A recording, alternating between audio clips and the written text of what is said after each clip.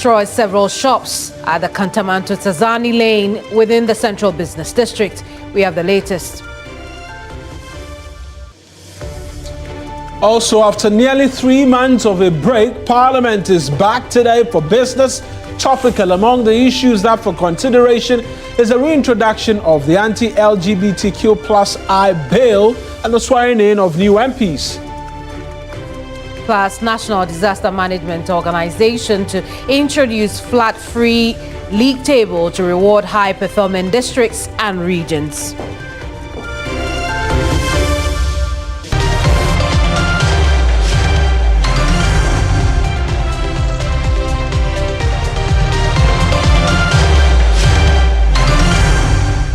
Hello there, it's good to see you here on News Central. I'm Kemini Amanor. And I am Mawuena Egbeta. The bulletin starts right now.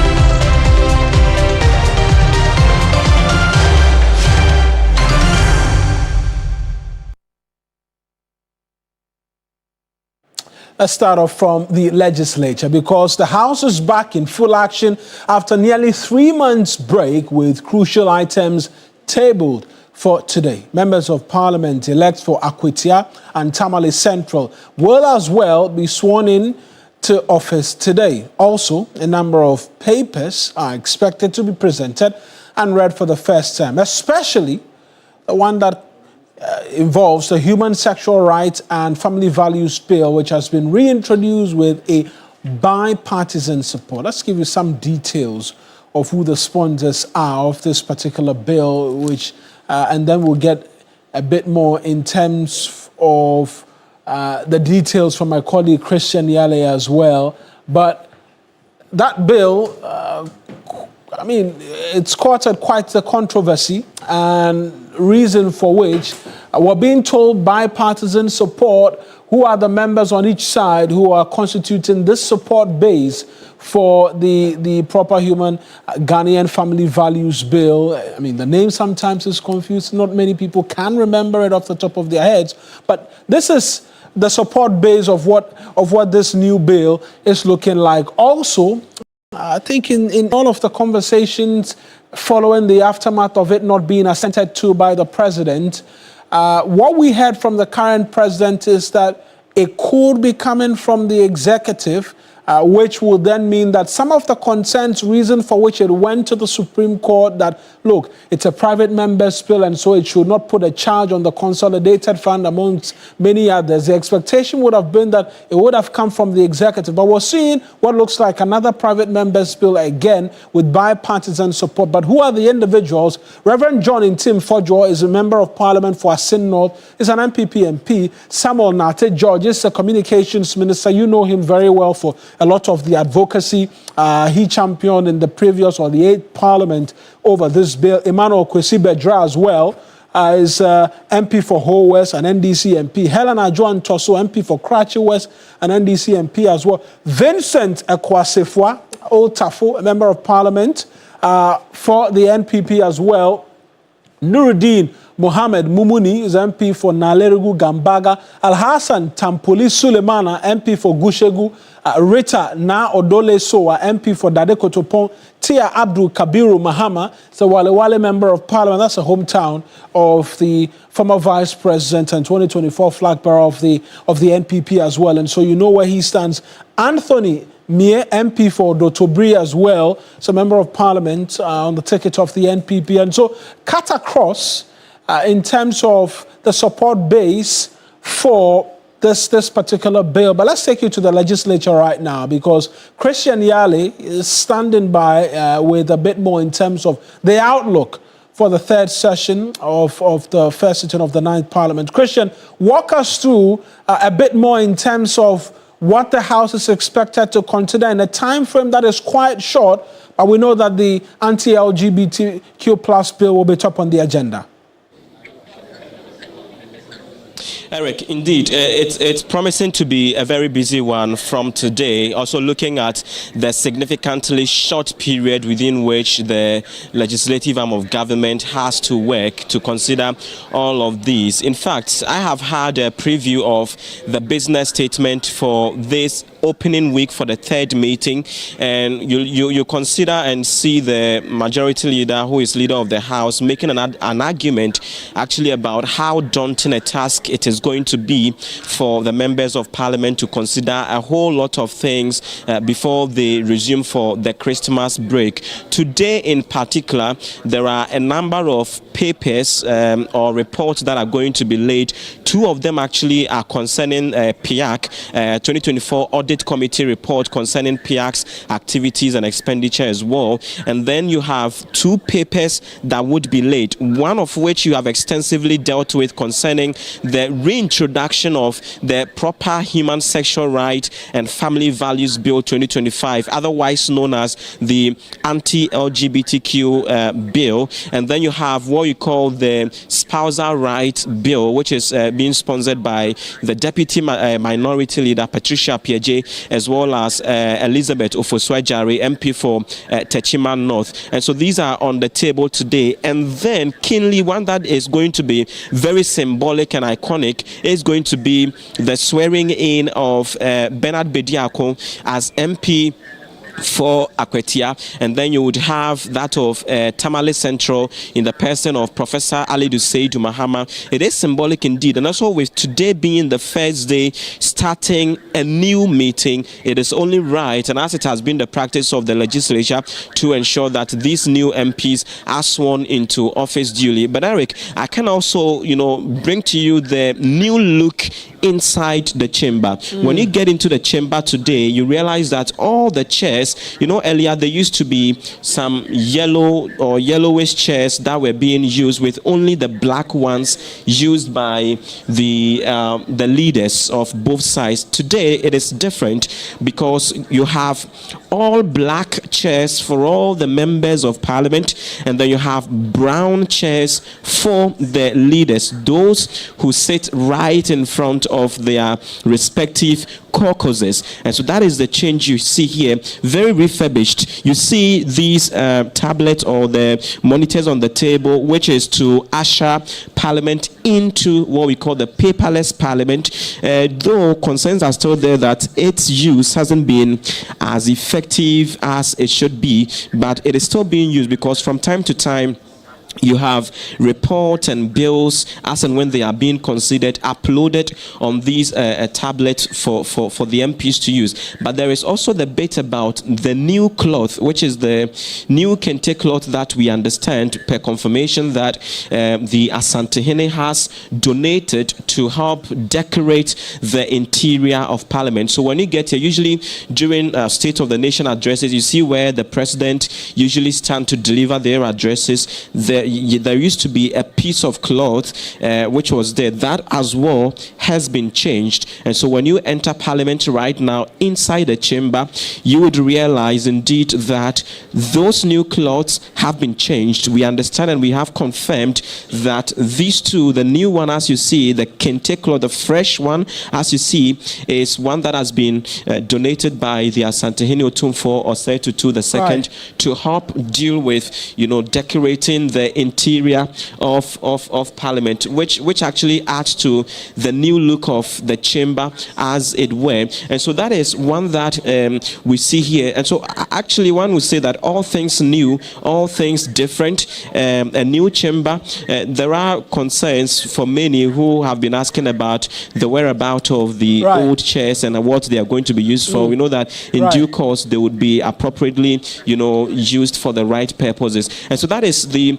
update from Parliament. But Eric, we also know that apart from some of these ones that we've mentioned, and I earlier mentioned that the majority leader, Mahama Yariga, would be presenting a number of papers, including the annual statement by the Audit Committee of the Public Interest and Accountability Committee, PURC, Christian, for the year let me just come in here. And also we have the annual report. Right. In terms of Eric, the sitting, we know that this session is expected to be short. Initially, the time communicated was 2 p.m. We know that was revised to about 10 a.m. in the forenoon. There are concerns about the sitting time of MPs. Is there a new directive from the Speaker to help guide as the House sits for this short period? Repeat the question for me. I'm saying that time is of the essence for the MPs this time around. There have been concerns about the sitting time of MPs as to it being too late in the day, which doesn't afford them enough time to carry out the business of the House. Has there been any directive from the Speaker as to when the House will be sitting to allow them time to consider all of the businesses during the session? All right, Eric, so we know that, from the last sitting, which ended on August 1st, the House started sitting at 2 p.m. every day. And so what it means, and the earlier argument as the Speaker had advanced, or as the House agreed, was that there were a lot of people, especially those among the public sector workers, who are usually engaged between 10 a.m. and 2 p.m. And so there was a need to change the time, the sitting to begin at 2 p.m. so that it goes later into the day, into the evenings, when a lot of people would have probably returned from their various workplaces, so they get to enjoy the proceedings as lively as they are happening. But the concern right now is that that has not been effectively used, also because it has dovetailed into health concerns for some of the MPs as well, and even the other bit about security as well, which is of prime interest. And so today, or beginning today, the leader of the House, Majority Leader Mahama Yarga, is going to formally communicate to the House that indeed, due to these health and security concerns,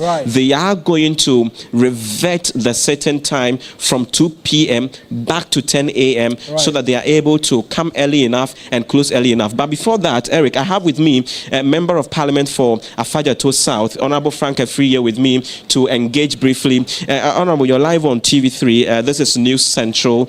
We are back to business. We know that your committees, some of them have been working over the period, but what is your own expectation going into this meeting?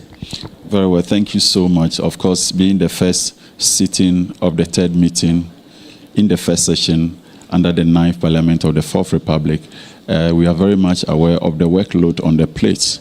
A lot to be considered, and then some bills that are even of private members' bill nature that are being reintroduced, like the anti-LGBTQ plus and the rest. And of course, we know within this same meeting, the finance minister later in the year will have to come back to the House to present the budget for the next year. And so a lot on our table, and then we are braced up for the task ahead. A lot on your table, and you are braced up for the task ahead. You mentioned the budget, for instance, and I know your leader has been talking about how engaging that is going to be, and so he even mentions as well that you should also, get very well prepared. Looking at all the dynamics playing out with some of the bills being introduced and the hectic period within which you need to execute all these tasks, you from the majority side, are you able to ensure the smooth approvals of all of these, like the budget, the appropriation, and the rest? And what do you expect all of these to pan out? Also knowing that you have an opposition. Yes, of course. The process of governance is not one-sided. The majority definitely must have its way, but we must be accommodating enough to welcome the constructive suggestions and opinions from the minority as well. And as you rightly pointed out, once the process of the budgeting is consultative enough, we engage broadly. I think that we do not have a lot, when it comes to the debate aspect, because by which time we would have presented a very refined, budget, to be deliberated on and to be approved. A budget that sits well with the people's expectation, as you rightly, said earlier on, a lot to be done. And of course, Ghanaians are expectant of a massive delivery from His Excellency President Nana, John Dramani Mahama's, excellent delivery. as a process of correcting and resetting the failures we experienced under the NADMO-led administration. And so I think that majority, yes, we will have our way, but we must accommodate, views from the minority as well. And as you rightly said, during the recess, a lot of committees we have deliberated upon the shortfalls, like for us in the local government committee, the various district assemblies, the regional coordinating councils, the infractions that we have registered over the years. I think that we have decided for the first time to bring it in a public eye so that at least together we are able to make all the corrective measures that we need to take in order to preserve the public purse. But maybe finally, if I should ask if you could be brief on this. Today we are going to swear in 2 new members on your side, which added to the independent MPs is going to give the majority 189 members as against 87 on the minority side. How are you going to utilize your numbers? We know that the Speaker had already given you some cautions earlier about how to go about this. Are we going to see you almost passing everything that you need to pass so far as you have the numbers to do so? Not at all, not at all. Indeed, Ghana is blessed to have a Speaker in the person of Alban Bagbin. I think that he has shown to all Ghanaians that he's a fatherly figure. He's somebody who is cut out for precision. It's not someone who endorses, one-sided thing, even if it will not be in the interest of the nation. And so, though we have the numbers, His Excellency John Dramani Mahama himself is very much aware that the reset agenda may not mean that going back to the old bad ways of doing things. And so he has almost consistently access to be ready to do things the new way. And so we will not just pass anything at all just for passing sake. We will pass those things that will help him advance the reset agenda for the benefit of the people. Thank you so much. So I have been engaging the Member of Parliament for Afajato South, Frank Efriye, on his own expectations for this new meeting, which is the 3rd meeting, which is actually the last for the year. And so it promises to be a lot of runnings in here with, especially as he mentioned, the 2026 budget, which is very crucial and critical.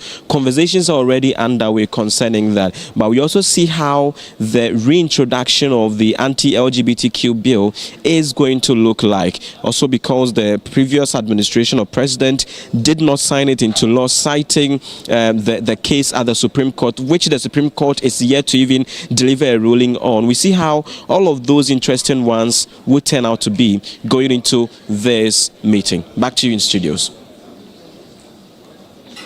And we'll get a bit more in terms of all the happenings in Parliament from my colleague Christian Yale if you stay with us here on News Central. But we just bring in updates in relation to the anti-LGBTQ plus bill, because with Parliament resuming today, the Proper Human Rights Ghanaian Family Values Bill is up again for conversation. I had an interaction with Deputy Rankin on the Human Rights Committee of Parliament on 3FM Sunrise as to the expectation on the committee in the lead up to the bill coming before them again. Here's what he had to tell me.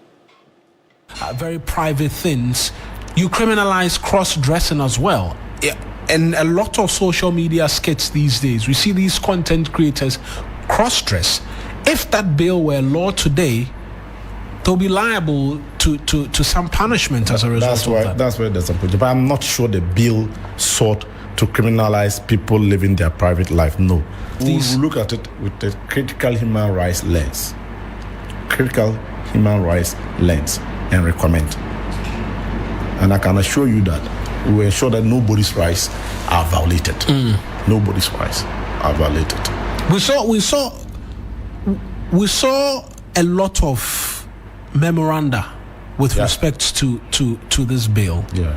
And I'll come to you about, because I'm getting a lot of notification about a lot more in terms of the road, the Bole Bamboya road and all of that coming up. And so I'll bring back the road conversation again.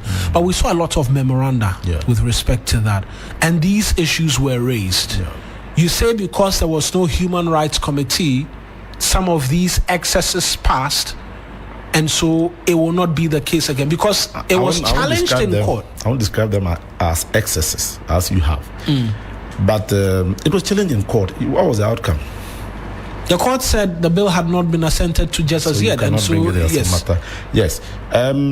Even beyond that, we had a lot of human rights persons, lawyers, and individuals make some comments and recommendations regarding the state of the bill. So I mean, so for the bill to come and we rule right without considering these concerns, but I can assure you that even the initial state of the bill, and then after the engagement with individuals have sent memoranda to the committee, saw a significant change.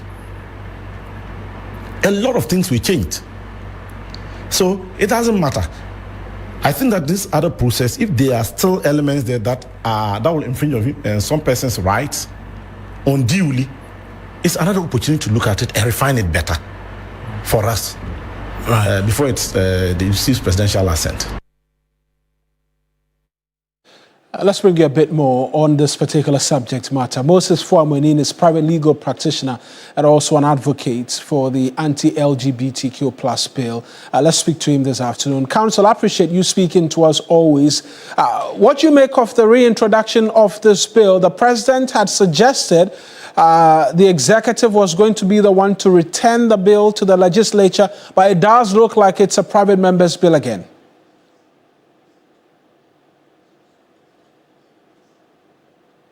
Hello, Counsel, can you hear us?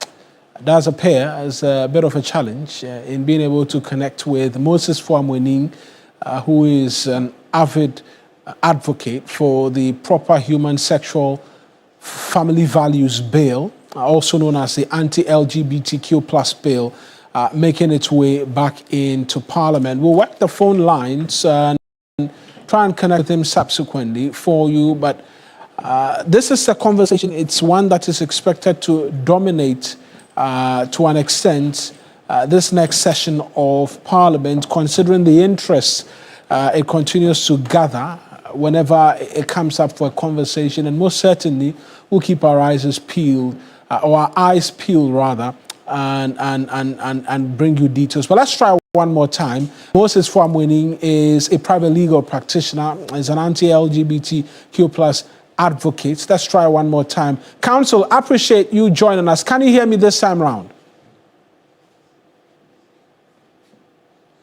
Hello, sir.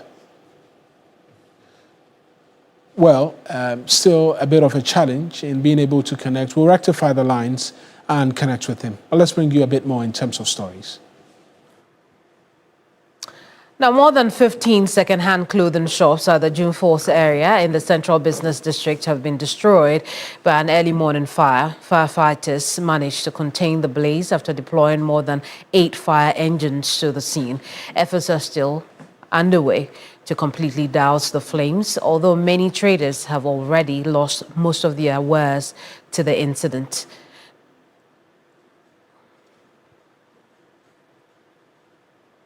Areas where we have fire hydrants there, we should ensure that all those structures are cleared. Currently, as I speak to you, one of the structures have already been cleared. There is another one within these 2 shops. We're moving in to ensure that we clear them, and we are working closely with the fire service. You know, they have a map of where the fire hydrants are. We are ensuring that structures on the fire hydrants are cleared. Mayor has directed. So as you can see, that is what is happening. There is one here, so we've asked them to move their wares from the shop so that we will be able to identify the fire hydrants. Yeah, the container is only 2 containers that were affected, and then this side of the building that you can see. But we've managed to salvage the edifice that you can see here on my left. We've also salvaged this one there, and we are now doing our cooling. These buildings have a lot of fire load in them. The used clothing are heaped to the ceiling, so when they are burning and there's excessive heat, the signs of collapse of every building is what you are seeing. There will be cracks all over the building, which are signs that the building is about to collapse. So it is excessive heat that has created what you are seeing. We had one fire officer who had a lot of smoke inhalation and went unconscious, and he was rushed by the ambulance service to the clinic, and as we speak, is responding to treatment. Was he not protected? No, you can be protected. He was in BA all right. But the truth is that sometimes when you done the BA2 for some time, it also you can have its effects too. So that is what has happened. No, the challenge we faced was one, accessibility was a problem. Even as you speak yourself, coming here, you realize that we had a hectic time coming to where we are. Too hard to do with water supply to the vicinity. There were no hydrants. The few that were there, the traders had put in their shops and the containers on those hydrants. And that explains why the mayor have directed that the earth-moving machines should come and break those containers and give us access. The next has to do with uncooperative attitude of some of the young men around here who were obstructing firefighting at the beginning. But since we call in the police for assistance, I think that one too has been brought under control. But I hope that things will change for the best and we will not keep long here. Things can change that in the next few hours we'll leave here. Things may not favor us and about a day or two we'll still be here. But the interesting thing is that there shouldn't be any panic. We have managed to confine the fire. We have brought it under control. No lives have been lost. Adjoining buildings have been protected. And we are here doing the cooling, hoping that in a few hours' time, we'll put the fire finally was extinguished. I'll bring you more on that story when we return from our very first break. This is News Central. Don't go away.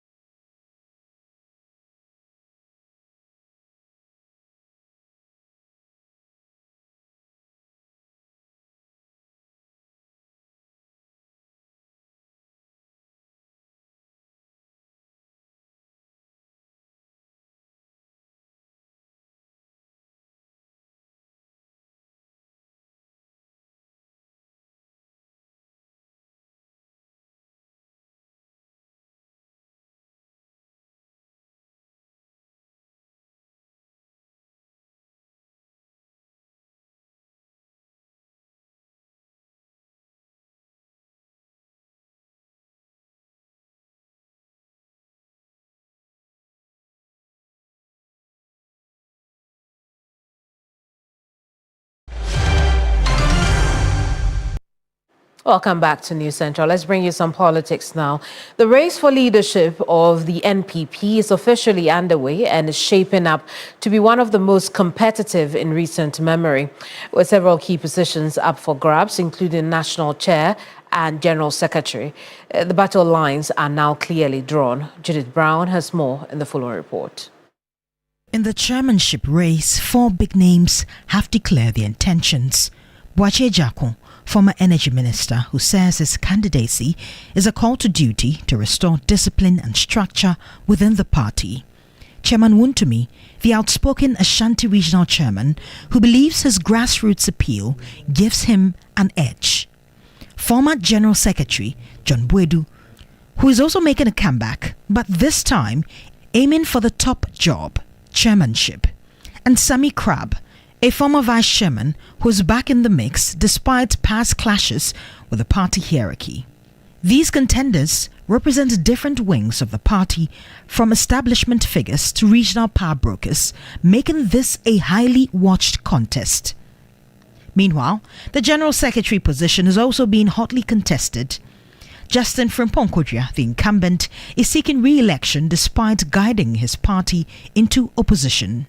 If in your term the party has lost briefly and all the executives should have even apologized to the party members and resign on block and come along with an interim executive to even run these elections.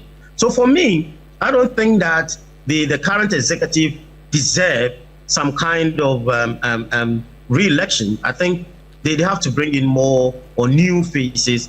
His challenger, Ursula Wuswe-Kufu, former communications minister, who just entered the race, is campaigning on a message of party renewal and stronger organizational leadership. For political analyst Dr. Samuel Efriye, Ursula is the better option as she brings experience, energy, and the credibility needed to rebuild the MPP's grassroots support. Currently, you realize that she is one of them that when it comes to the party structure, most of the top experience, being a minister for all this while, I think for 8 years, and also a gender activist, you talk about MP. So when you compare with the male contestant, I think that she can also fit in and fight for her position. Also in the race are former Subin MP Eugene Boakye, former Deputy Information Minister Sylvester Tete, and former EPA boss Henry Kwabna Kokofu. With both races gaining momentum, the stakes couldn't be higher. The new leadership will be tasked with uniting the party, restoring its image, and preparing for a serious comeback ahead of the 2028 elections.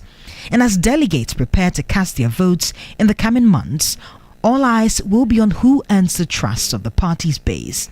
Will it be the experienced old guard, or a new generation of leaders with bold ideas? Only time and the delegates will tell. Judith Brown, TV3 News. Now, the Mount Carmel Girls Senior High School saw a major influx of first-year students today as the academic year officially commenced. While the smoothness of the registration and arrival process drew applause from parents, students expressed concerns about potential overcrowding within the school facilities.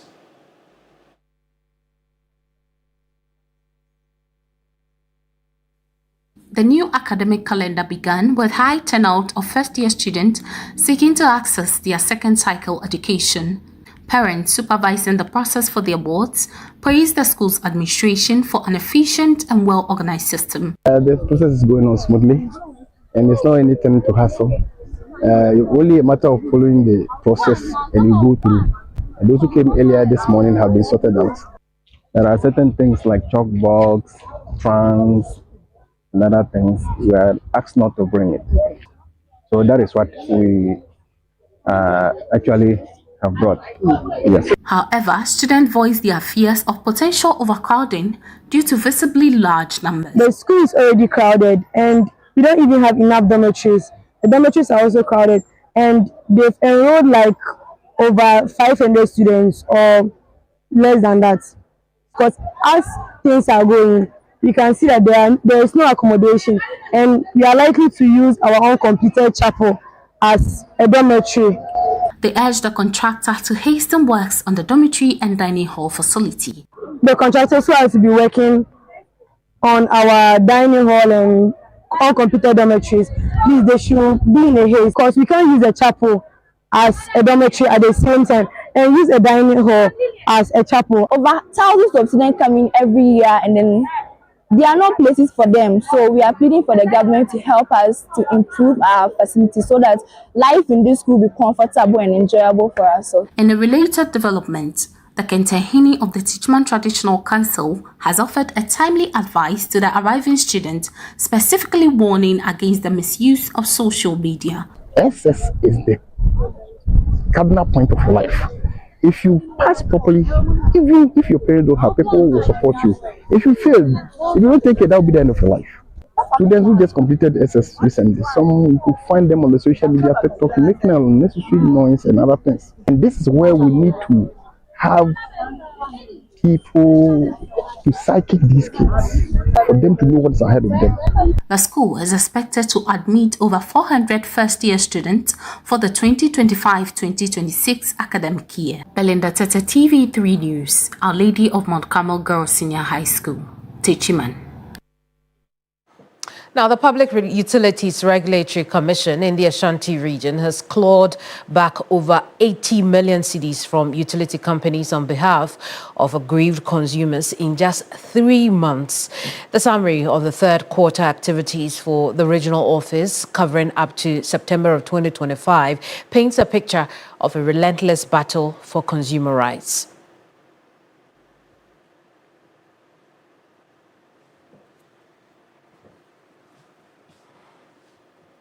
For a bit more on this, we're joined by our correspondent, Ibrahim Abubakar. Ibrahim, what else can you tell us about these figures we're hearing from the PURC in the Ashanti region? Oh, Ibrahim, we cannot hear you. You'd have to unmute. Ibrahim is unmuting himself so he can give us a bit more on that 80 million cedis that the PURC has clawed back from utility providers. Let's try again. Ibrahim, what more can you tell us about these figures? Okay, so Kemini, if you look at the document for the past 3 months, you realize that the office was flooded with about 509 complaints against both ECG and Ghana Water, out of which they've been able to successfully resolve 269 of the complaints. And with this, they've been able to retrieve over 400,000 Ghana cedis to consumers who were overcharged or poorly served. Now, we do know that PURC are there for the interest of consumers, but they are also ensuring that service providers also get what they have to so that they'll be able to improve their service. And for that matter, within the period of 3 months, and the regulator has been able to secure over $80 million recovered as revenue for the utility companies. And they have to step in and even at a point threaten legal action to both the companies and the consumers so that they'll be able to get these monies and ensure that reliability when it comes to improved service delivery is assured to the consumers. And so even beyond the financial figures, we even see them intervening to make sure that there is an improvement in terms of infrastructure so that the service delivery, like I said, will be efficient for the consumers without any complaints. So these are the measures they are taking to make sure that while serving the interests of the consumers, they will also make sure that utility companies are given what is due them. Let's listen to what the public PRO for the Ashanti region, Richard Asiedu, has been given in terms of details with this issue. With our intervention, we've been able to refund a total amount of 426,291.55 to consumers. These were consumers who were overbilled in their various aspects. Which is being overbilled, they think that the bills that are being given to them doesn't correspond with the kilowatts per hour they've been using at their various homes, and then maybe the readings doesn't tally with that on their meter. On the other hand, the utilities also reported some complaints to us. When I say the utilities, I mean the Ghana Water and the ECG. And within that, the Commission has done a recoveries of 80,632,623.30. Through our intervention, we facilitated the replacement of 940 poles, which were reported to us within the third quarter. We did 7 transformers replacement together with the utilities. With regards to your usage of electricity and water, if you have any challenge that you think you cannot resolve with the utilities or with the consumer, always run to the PURC, and then through our LI, we will also be able to, and our LI and our mandate will also be able to resolve the matters amicably and make sure that our electricity and water issues will be restored. Now, Ibrahim, where does all this money go? Have they been distributed to consumers who filed reports already? Exactly. So they make sure that those monies go back to the consumers. If, like, you were overcharged or poorly served, you get that money. But if you are overcharged, you get your unit or credit back on your meter. But when you are poorly served, that's sometimes where the issue comes, because some of the consumers also complain that they've not received anything. But the assurance we are having is that all those monies end up back to the consumer. For the utility companies, we do know that if the monies are retrieved, they get the money to be able to enhance their delivery. In fact, for some of the consumers, they are satisfied with what PURC is doing because they believe that their issues are resolved. Others too are still waiting on to see how their case will pan out. But for one of the consumers who we even met, he was saying that he was paying around 100 cedis a month. The next 3 months came and it was around 1,000 cedis. When he came, he was taking through everything he was explaining. They even realized that they had previous balance that they needed to pay. Right. That was why it accrued to that amount. So gradually, they are reaching out to the public to let them understand that they can come to them for their issues when it comes to water and electricity to be resolved. Let's take a listen to one such consumer you spoke with. Bill, no, June, the net was only 156. Until September, August, December, you know. I paid just 1,145. I don't know, I'm I'm over sanitary. My family, in Chichimu, in some best in Chichimu, how much as a bill sanity based as a entry. And by entry, the entry and the entry, and my home said, see, Kasaka in Well, Ibrahim, we'll leave it here. Thank you so much for talking to us. Ibrahim Abubakar is our Ashanti region correspondent reporting on that 80 million cedis that the PURC has taken back from the utility service providers in the Ashanti region for consumers. Now, financial barriers continue to crush the educational aspirations of countless young girls in rural Ghana, forcing many into early marriage and limiting their future prospects. While the country has made strides in girl-child education, poverty and deep-rooted social norms persist. In response, stakeholders are urging for targeted policy initiatives to empower young women. For many girls in rural Ghana, the journey to graduation is fraught with obstacles. Financial pressures and old traditions are still locking them out of the classroom and pushing them towards domestic roles and early marriage. But the Ministry of Education says it is collaborating with the Gender Ministry to dismantle these barriers. We are working closely with Ministry of Gender, but they also have policies that, guide. So we're working closely with them and see how we can eliminate girl-child early marriage, because it's not helping the girls. It's a collective effort to ensure that we allow girl-child to have education. An intervention by Comfort Ghana is transforming lives across 44 districts. By providing essential educational support empowerment programs, they are offering a viable pathway out of poverty for young women. Why is it that anytime we are talking about forced or early marriages, it is about the females? marrying older men, not even men of their ages or their choices. Why is that? Why are we always the sacrificial lambs? And so this is an opportunity for young women to take and showcase that when we are also given the opportunity, we can make it. When you educate a woman, what it is that she contributes to the family upkeep. And so for us, giving young women or women the chance to become economically independent really empowers her, her family, and the community. Stakeholders are now calling on the government to institutionalize this success, urging for policies to specifically protect girls and guarantee their right to quality education. Beyond the classroom, these young women are groomed to become transformative leaders. They develop critical soft skills, ensuring they are prepared not just for school, but for life and a successful transition into tertiary education.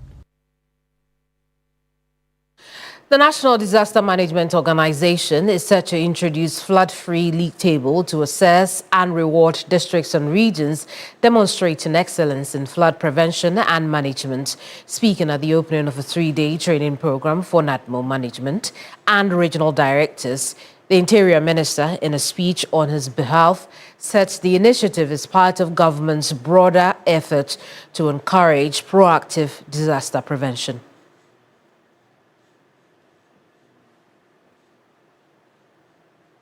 Crosby Yannan has been following this story. He's joined us with some details.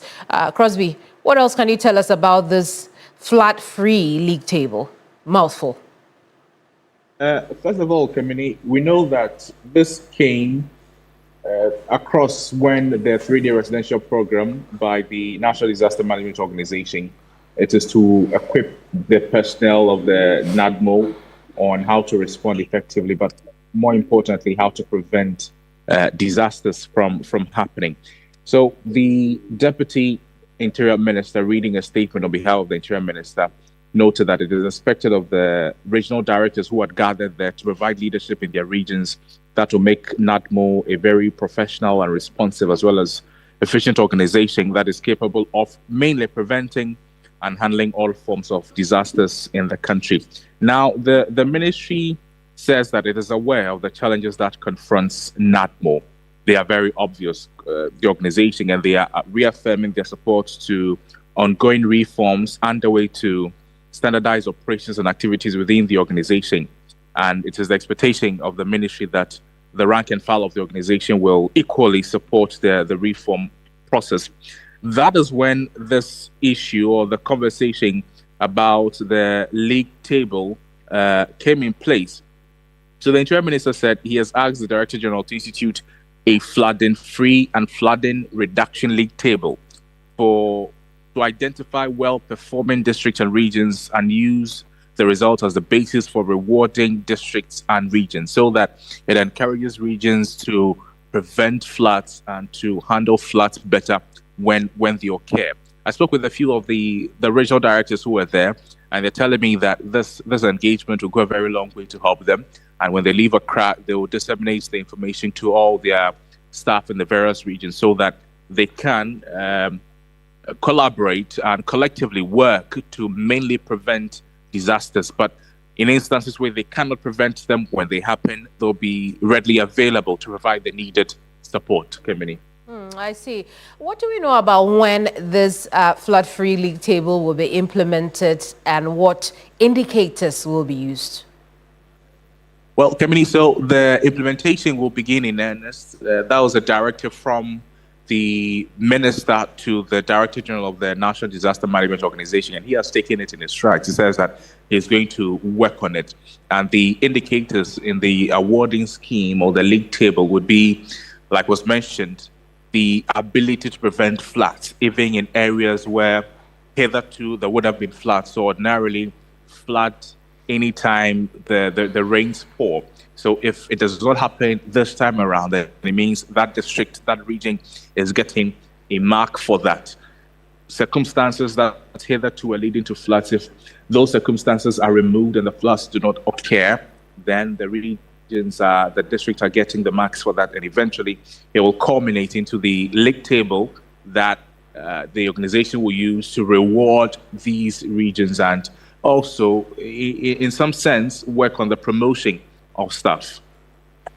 Crosby, thanks so much for the report. And Crosby Yananda bringing us that report from the Interior Ministry in connection with flood prevention in the country.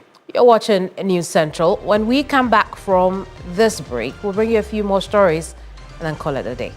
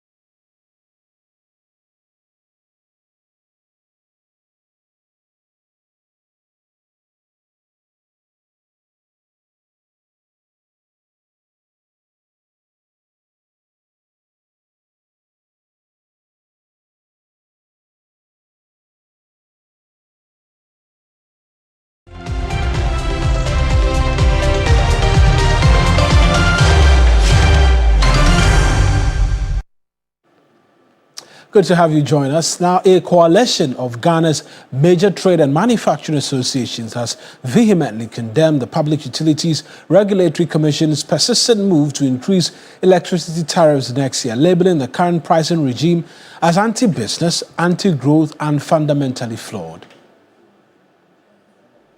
Leading the charge is the Food and Beverages Association of Ghana, FABAC, partnering with Ghana Union of Traders Association, GUTA, and Ghana Plastic Manufacturers Association. The business leaders argue that the high tariffs do not help attract investment and stimulate industrial development, describing the current electricity pricing as a direct attack on manufacturing and productivity. Executive Chairman of FABAC, Reverend John Awuni, argued that the skyrocketing cost of electricity is not merely unsustainable, but is actively strangling Ghanaian enterprises and citizens. The very high rates of the tariffs defy economic logic, crush competitiveness, and internally create fertile grounds for illegal connections and power theft. With our very high tariff rates, we are fast creating a society where honest business owners and citizens are punished while defaulters and illegal users thrive. In fact, our regressive tariff rates don't only make power theft attractive, but they make it rational. The tariffs are anti-business, anti-growth, and fundamentally flawed. The groups are outraged by the Public Utilities Regulatory Commission's continued nationwide stakeholders' engagement aimed at securing the increase. It is important for the PRC to understand that no amount of pouring water into a leaking basket, or a bucket for that matter, can ever solve the problem of the leakage. Electricity reforms is very imperative, very critical, and we need to do it to solve the problem of the industry, solve the problem of the country once and for all. Let's remember, power is the foundation of development of this country and nothing else. John Awuni helping us bring to a close today's edition of News Central. I am Mawuena Egbeta. And I am Kemini Amanor. We are back here same time tomorrow. Until then, bye-bye.